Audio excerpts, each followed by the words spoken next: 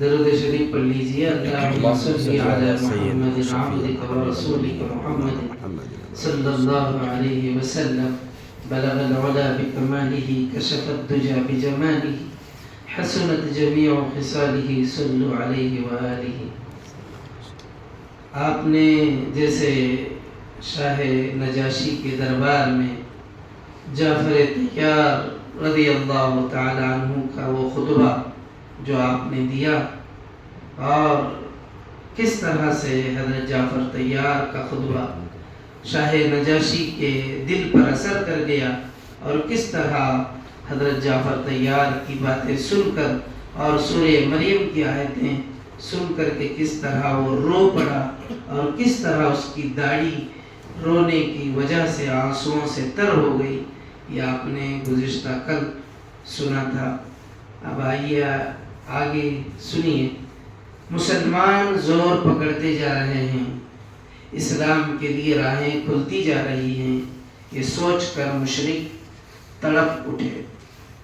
ایک دن وہ اکٹھا ہوئے، آپس میں ایک کانفرنس کی. مغیرہ کا بیٹا ولید صدر بنا اس کانفرنس کا. یہ بہت بوڑھا شخص تھا، پوری قوم میں دل عزیز تھا. کانفرنس میں محمد صلی اللہ علیہ وسلم کی بات چھڑ گئی.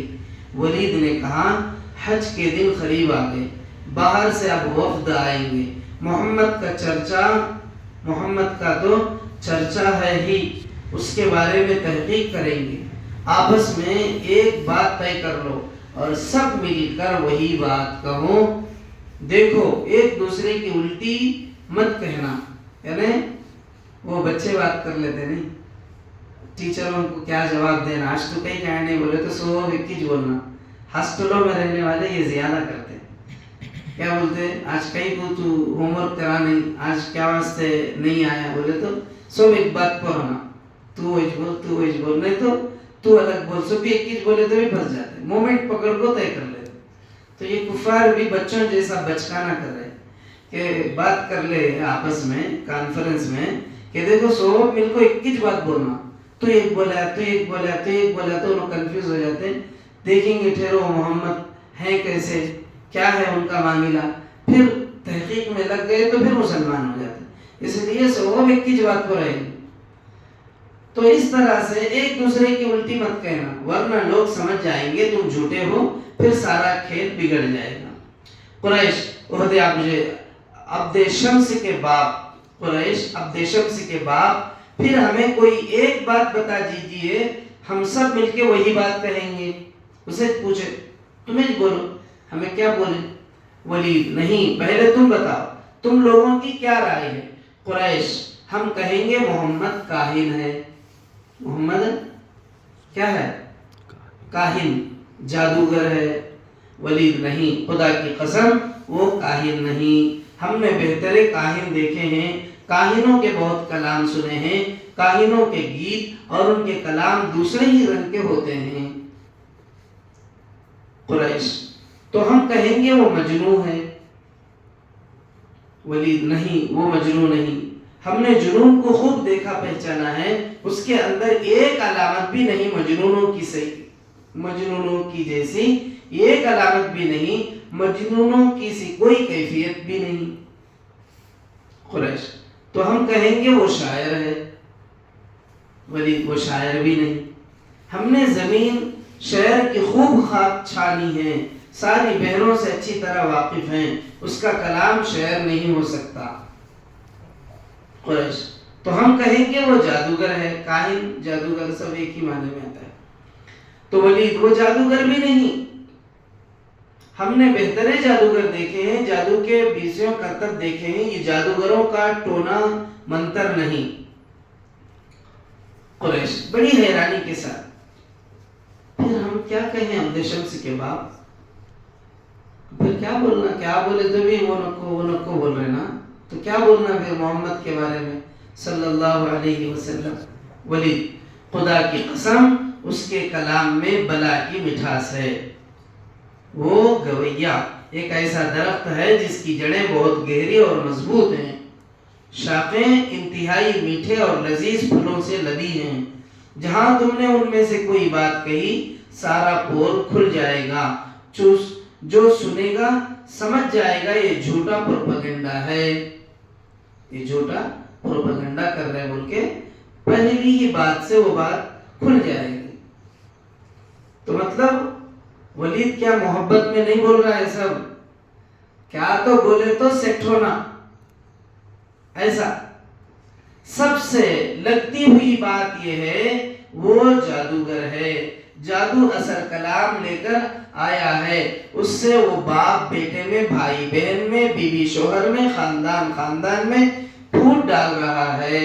یعنی اس کے پاس جو کلام ہے وہ مؤثر ہے، اپنی باتوں کو جادو کے ذریعے سے وہ لوگوں کے کانوں میں گھول مل کر ڈال دیتا ہے، جس جادو کے سبب سے ان کے دل جو ہے خاندان سے، بیوی بچوں سے، بھائی سے آپس میں لڑ پڑتے ہیں۔ سب یہ رائے سن کر بہت خوش ہوئے،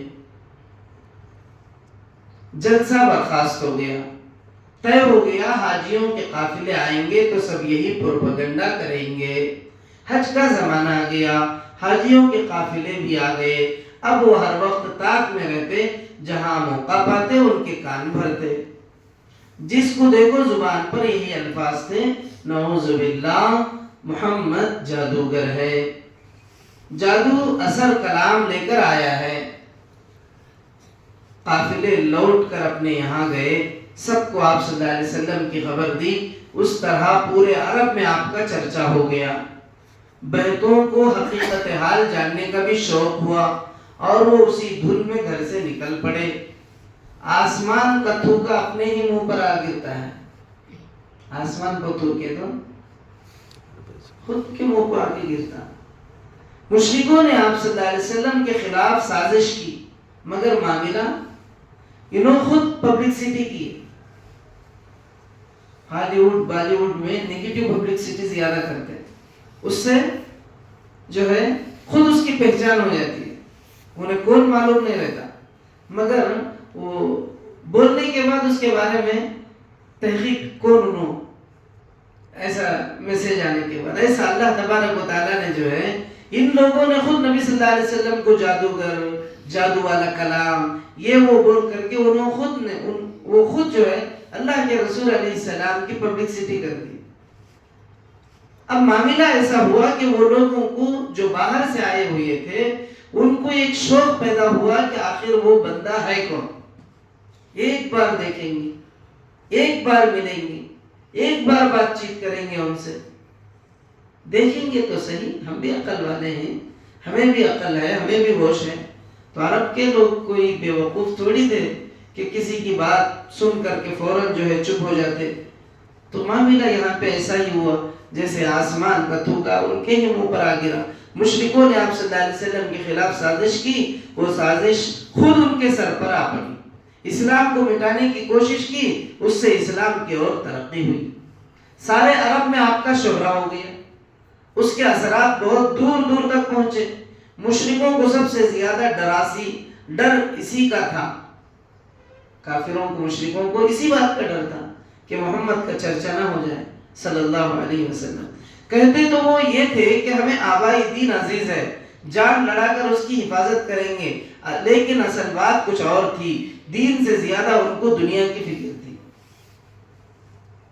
عرب بالکل آزاد زندگی گزارتے آ رہے تھے، وہاں نہ کوئی اصول تھا نہ قانون، جو جی میں آتا تھا وہی کرتے تھے، ہر طرف بے حیائی بدکاری عام تھی، شراب نوشی جوا بازی کا بازار گرم تھا، لوگ انجام سے آنکھیں بند کیے رنگیلیوں میں مست تھے۔ پیارے نبی کی دعوت ان برائیوں کے خلاف ایک زبردست للکار تھی، نبی صلی اللہ علیہ وسلم کی دعوت یہ پوری بے حیائی کے خلاف تھی کہ تم اب اپنی مرضی سے نہیں کرو گے کچھ بھی، شراب نہیں، جوا نہیں، زنا نہیں، بے حیائی نہیں، سب کے خلاف یہ آواز تھی۔ اب یہ بھلا ان کو کہاں پسند آتی ہے بات؟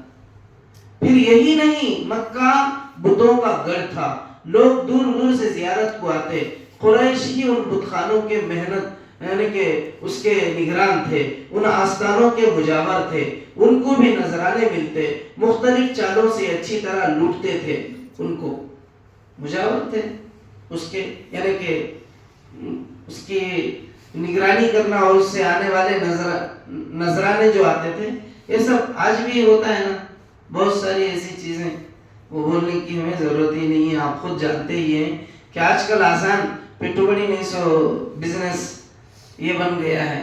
آپ کا کچھ من کیا کہیں ایک جھاڑ گڑا کے بیٹھ جاؤ، تو مسلمان ہے تو اپنے طرز سے، مشرک ہے تو اپنے طرز سے.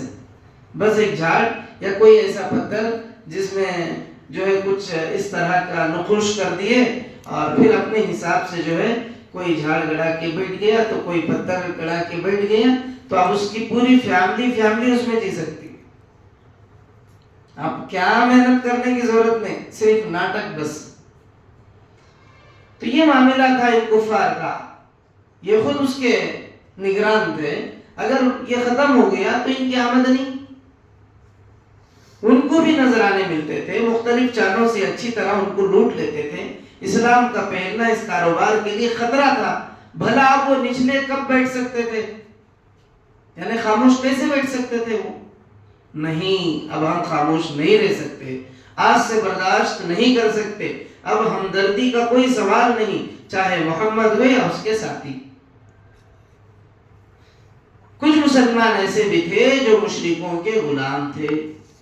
یہ ظالم انہیں بہت ہی بے دردی سے ستاتے، چاہتے کسی طرح یہ اسلام سے پھر جائیں. مسلمانوں سے یہ بے رحمیاں دیکھی نہ جاتی. بے اختیار تڑپ تڑپ اٹھتے. جو لوگ کچھ مالدار ہوتے ان مظلوموں کو خرید کر آزاد کر دیتے. مشرکوں نے دیکھا اس طرح تو مسلمانوں کی طاقت اور بڑھ رہی ہے. مسلمان کیا کر رہے؟ غلاموں کو خرید رہے اور آزاد کر رہے. اب آزاد ہونے کے بعد طاقت بڑھ گئی، تعداد بڑھ گئی. انہوں نے غلاموں کو بیچنا بند کر دیا. مسلمان اگر خرید کے اپنے پاس غلام رکھتے تو بات الگ تھی، مگر مسلمان تو اللہ کا دیا ہوا دین ان کو یہ سکھاتا تھا. نبی نے یہ بتایا تھا کہ غلاموں کو آزاد کرو، اور آزاد ہونے کے بعد آدمی برابر کا درجہ. انہوں نے غلاموں کو بیچنا بند کر دیا. سوچا خوب ناک میں دم کریں، خود ہی ساری مستی بھول جائیں گے. جو مسلمان پیارے نبی صلی اللہ علیہ وسلم کے ساتھ تھے، حبشہ نہیں جا سکے تھے، ان کو یہ ظالم پہلے سے زیادہ ستانے لگے. وہی لوگ کیا خود آپ صلی اللہ علیہ وسلم کو بھی اور زیادہ ستانے لگے اور ظلم کی بھٹی میں تپانے لگے. حالانکہ ابو طالب کی کھل کر آپ صلی اللہ علیہ وسلم کھل کر حضرت ابو طالب بھی آپ کے ساتھ تھے، تمام اہل خاندان بھی آپ کی ہی طرفدار تھے. اس کے باوجود بھی یہ آپ کو دن بدن نئے حربے اور نئی چالوں سے آپ کو ستانے لگے. پیارے نبی صلی اللہ علیہ وسلم نے دعا فرمائی تھی، خدایا خطاب کے بیٹے عمر یا حشام کے بیٹے عمر کو ہدایت دے، یعنی ابو جہل، ان دونوں میں سے جو بہتر ہو اس کے دل میں اسلام کی محبت ڈال دے. آپ صلی اللہ علیہ وسلم کا خیال تھا اس طرح اسلام کی مظلومی کافی حد تک دور ہو جائے گی. عمر کی اٹھتی ہوئی جوانی تھی، وہ عزم حوصلے کا پتلا تھا، طاقت بے پناہ تھی، کسی سے نہ ڈرتا تھا نہ گھبراتا تھا نہ کسی سے دبتا تھا. جو کرنے کا ارادہ کرتا کر لیتا، کر کے ہی دم لیتا. یہی وجہ ہے وہ اسلامی دشمنی میں بھی آگے تھا. مسلمانوں کے لیے سنگ دلی اور بے رحمی کا نمونہ تھا. کوئی باندی اسلام لے آتی اور اس کے ہاتھ لگ جاتی تو یہ بے تحاشا پیٹتا. مارتے مارتے جب تک تھک نہ جاتا، ہاتھ نہ روکتا، تھک کے چور ہو جاتا تو کہتا میں نے تو تھک کر چھوڑ دیا، ذرا دم لے لوں پھر تیری کھال ادھیڑوں. سخت مزاجی اور بے رحمی کا یہ عالم تھا، لیکن ساتھ ہی سینے میں درد مند دل تھا. وہ رشتہ داروں کا بہت ہمدرد تھا، گھر والوں پر انتہائی مہربان تھا. اس کو خبر ہوئی بہت سے مسلمان حبشہ ہجرت کر گئے تو دل کو سخت چوٹ لگی.